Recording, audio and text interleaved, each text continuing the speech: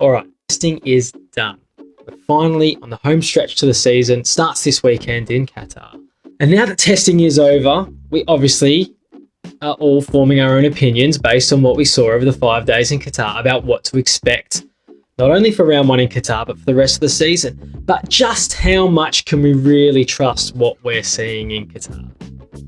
It's really difficult to sort of make any takeaways that we can confidently say are and are not going to happen. But I've sat down and I've had a think, and I've come up with 8 things that I think are pretty realistic takeaways from the final preseason test in Qatar. Okay, the first thing I saw, and I'm sure all of us saw, and we're maybe a little surprised about, was the pace of the Aprilias, specifically Aleix Espargaro. Now, 2020 was nothing short of an utter disaster for Aprilia, really, when you look at it. The tears of joy shed by Aleix Espargaro after he hopped off that bike after the test last season turned pretty quickly into tears of despair once they got into the season, and it became pretty clear pretty quickly that they were nowhere near it. Combine that with the Andrea Iannone ban and all the drama that came with that, not even being able to lure a rider who finished 15th in Moto2 to sign for them, amongst others, and the whole thing was basically, I think they'd admit it, was a complete mess. But there is a light at the end of the tunnel for Aprilia. The final preseason test in Qatar saw Aleix post the 6th fastest time overall, and generally the bike looks pretty strong. Along with news that's come out this week that they've tempted Andrea Dovizioso to come and test for them in April, and everything seems to be looking a little bit brighter at Aprilia.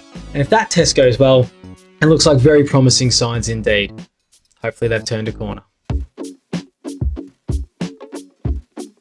KTM are struggling. Well, if you care about lap times, they're struggling. They've only managed to put a bike 16th as the quickest time. It was Miguel Oliveira, 16th fastest time overall across the whole test.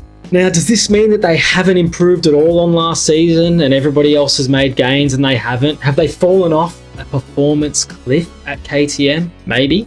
But it does seem that the LaSalle circuit isn't generally suited to the style that their bike likes. So the real truth is we won't really know until we get to round 3 at Portimao, where we can directly compare their pace and their performance to the yardstick that was Oliveira's really impressive win at Portimao last season. If they don't perform there, could spell trouble. Straight to the top of the timesheets now. Jack Miller has had a very impressive test and a very impressive pre-season. The guy looks confident. He's finished testing as the quickest man overall, and that certainly makes him favourite for at least the first 2 rounds at the very same circuit where he's just broken unofficial lap record.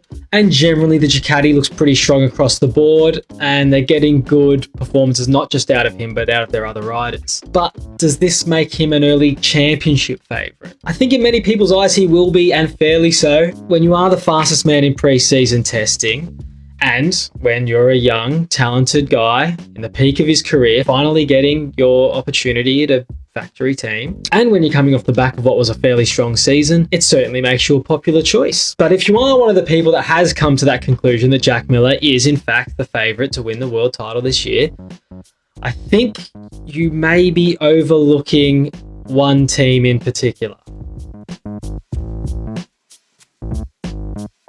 Suzuki have been barely noticeable all pre-season, at least they have been to me, and in my humble opinion, this has been completely deliberate.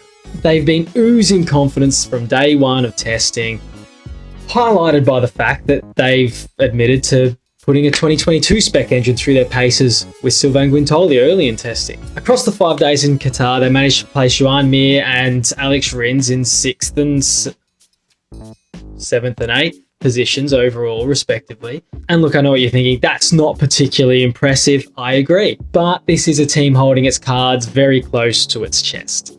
Not pushing when they don't have to, because they don't need to. They know what they've got. They know they're onto a good thing here. And for me, it just smacks of supreme confidence from Suzuki. They're on the right path and they know it. Look, I could be wrong here, and this could be their true pace for Qatar. But even if that is the case, and they are the 7th and 8th fastest riders come Saturday afternoon in qualifying, for me there is still no doubt that it's the best race package, and it is the best overall package when you think about a championship where you're going to be going to 18 plus, maybe more destinations and racing in all sorts of conditions throughout between now and November. Still the favourites. Now, Yamaha finished pre-season testing with 3 of their 4 riders in the top 4 positions on the timesheets. And all 3 of those riders now rightfully so being considered title favourites as well. But for some reason, there are still significant doubts about the capabilities of that Yamaha, at least in my opinion. And despite this impressive testing display, you have to apply the caveat that LaSalle is a very Yamaha-friendly circuit generally, and testing is an environment where you can go out on your own, clear track, and hit all of your braking points, turn-ins, and apexes unimpeded till the cows come home. Now look guys, I may be being overly skeptical here, I can do that sometimes, but I'm not so confident in that bike when you do have to get offline, push those limits, and you're on a circuit and in conditions that don't ideally suit the bike. The jury's still out for me on Yamaha. Rossi's looked a new man in testing. There seems to be a certain aspect to his new role within Yamaha that I think agrees with him. And while I'm not expecting fireworks and I'm not expecting him to be on the level of the other 3, at least not straight away, a happy and comfortable Valentino Rossi is certainly capable of doing some damage. On to Honda now. They're our final manufacturer that we haven't spoken about yet. Look, Honda left themselves in a pretty sticky situation last season. They had developed a bike that suited the abilities of one man and one man only, it seemed. And when that rider is someone like Marc Marquez, who has extraordinarily unique abilities to push bikes to and beyond their limits when it doesn't really feel like you should, and you should definitely not be comfortable doing that. And then when it turns out that that guy just isn't there to ride your bike for you anymore, you leave yourself without a title challenger and even a potential race winner. Cue Pole Espargaro, or as my missus likes to call him, Polish Spargaro. Watching Pole take to that Honda RC to the 14, am I still living in 2004? I mean, I don't know what they call this thing. Watching Pole take to the Honda has been like watching a duck take to a small lake. It's been nothing short of natural, really. Now look, we're not talking timesheet topping stuff here, guys. It's all just very, very solid. And I've got to say, seeing a guy ride a Honda around for the first time, bring it back to the garage, get off it, and not look like he's wondering what the fuck he's gotten himself into is rather refreshing. Pair all that with what seemed like pretty strong long run pace and race pace in testing, and we could be onto a new race winner at some point.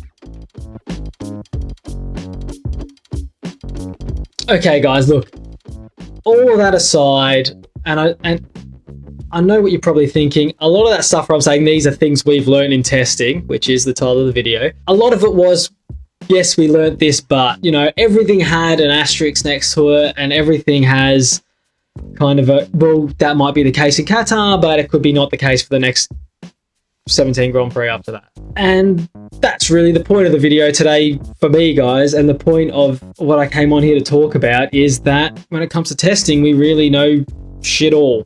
Right? And generally that can be the case with testing when it's a full normal testing pre-season schedule, although that does eliminate a bit of the guesswork out of it. We normally would have a pretty good sample of different circuits to go to. You're talking about places like Sepang and Jerez and Phillip Island some pre-seasons. The fact that we've only gone to one place and we've done a pretty small test means that our sample size is quite small for what to expect from what is a quite diverse and wide-ranging grid of bikes and riders who suit different styles and different conditions themselves. So to confidently draw any conclusions from this is nearly impossible, and it is for me. I've basically called what I've seen there But my point is that could all be complete nonsense by the time we get to Portimao. I guess what I'm trying to say is the real winner in a limited testing schedule and us not having a clue what is actually going on, the real winner is us. I mean, nothing is better than going into a new season and not having that certainty. We should be excited, and I'm certainly very excited about it, and I hope you guys are too. And on that, have a good round one. Enjoy the race. If you have watched through the end of the video, I really appreciate it. It means a lot to me that you've stuck around through the whole thing. It would mean a lot to me if you would take the time to like and subscribe, maybe leave a comment below. We'll see you guys on the next one. Enjoy the race.